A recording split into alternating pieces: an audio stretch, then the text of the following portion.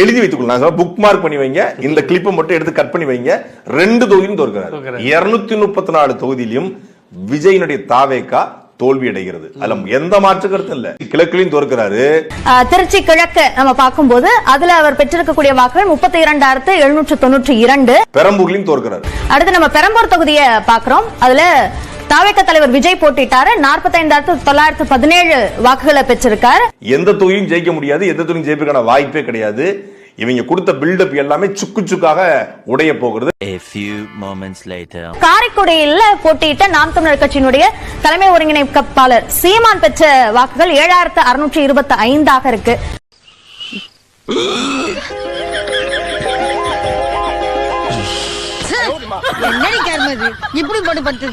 தாவேகா வேட்பாளர் 34,782 வாக்குகளோட அவர் முன்னிலை வைக்கிறார். டாக்டர் பிரபு 4வது இடத்துல சீமான் இருக்கார் அப்படின்றத இங்க பார்க்க முடியுது. நான் எதிர்பார்த்தேன் நான் வென்றுவேன், 5-6 பேர் நம்ம உள்ள போயிடலாம் அப்படின்னு நான் நினைச்சேன். நெஞ்சமெல்லாம் பொண்ணா இருக்கு தம்பி, மறக்க முடியல. எல்லாருக்கும் வெற்றி வாய்ப்பை நான் கணிச்சேன். அது நடக்கல. அதனால ஒன்றும் இல்லை. நம்ம போய் இன்னைக்கு இல்லைன்னா நாளைக்கு போக போறோம், அவ்வளவுதான்.